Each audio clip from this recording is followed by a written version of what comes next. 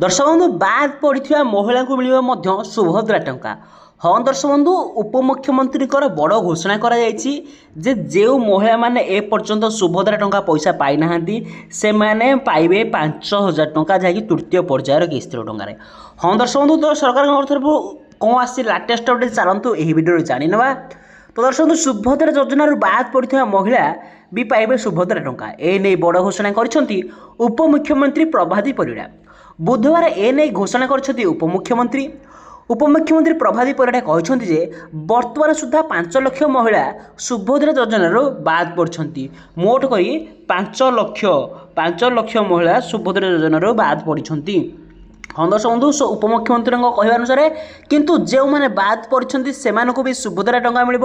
जदि योग्यताधिकारी कौन कारण बाद पड़ती तेबे से भी टंका मिल। डॉक्यूमेंट जदि किसी त्रुटि थाए तेबे संशोधन करिया परे से मानकु टंका मिल बोली घोषणा करछन्ती मंत्री। ता सहित सुभद्रा योजना रे यार लाटेस्ट अपडेट रही जे बड़ खबर कर सरकार जो मैंने टंका पाई पारि ना से बड़ सूचना रही। जो मैंने टंका पाई ना से बड़ सूचना रही। टंका पाई न महिला कहीं पाई ना से नहीं भी कारण दर्शाई मोहन माझी आमर मुख्यमंत्री मोहन माझी यार कारण दर्शाई। तो दर्शक बंधु ये कहुए जो मैंने सुभद्रा टंका पाई ना जना पड़ा जे टंका न पाइबार कारण कौन कारण जो मैंने पाई ना कहीं कटि जानतु से विषय में लाटेस्ट अपडेट जानवा। जनसेवा केन्द्र में भी जाई आपण तथ्य पाइपर बैंक अकाउंट और आधार कार्ड तथ्य मिल खाऊ नथिले सुभद्रा योजना खारज होइथो। जदि आपण बैंक अकाउंट सहित आपणकर आधार कार्ड मैच होनी ताहले आपणकर कटि जाइछि। जदि आपण बैंक अकाउंट रे भूल तथ्य थाए जदि आपण बैंक अकाउंट रे किछटा भूल तथ्य थाए ताहले भी आपणकर रिजेक्ट हो जाइछि। तो से भाव में आम सरकार घोषणा कर जो महिला माने EKYC करना से सुभद्रा योजन बाद पड़ी। EKYC जदि आप करना ताहले आपन सुभद्रा योजन बाद पड़े। अयोग्य तालिकार से नाम रही। विस्तृत तथ्य सुभद्रा पोर्टाल माध्यम जाए देखिपारे। आप सुभद्रा योजन ऑफिशियल वेबसाइट मुझे जो देखा ये जानीपारे। केवल से नुहे ना किंबा अन्य तथ्य मेल खाऊ नथिले भी सुभद्रा योजना तालिका बाद घोषणा करा जिवो। आपण जदि ना मेल खाऊनी आपण सुभद्रा योजना बाद करा जिवो। आ गोटे बड़ कथा होउछि तथ्य संशोधन कला परे पुनश्च करी आवेदन आपण करंतु। जेतले आपण तथ्य को समाधान करूछंती आउ थरे आपण आवेदन करंतु।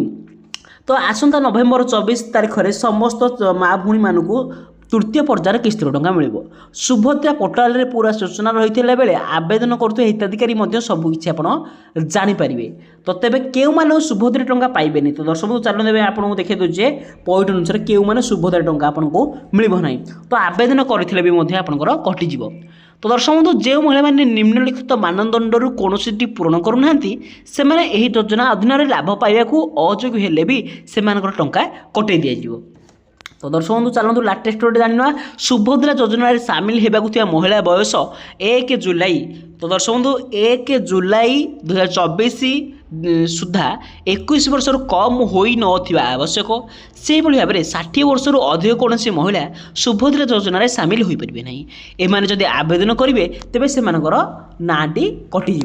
तो से जदि कौन महिला मासक 1500 टंका कि ताठू अधिक कि वर्षक 18,000 टंका कि ताठू अधिक कौन राज्य किंबा केंद्र सरकार योजन पेंशन कि छात्रवृत्ति पाँच ताहले से अयोग्य हिताधिकारी गणा।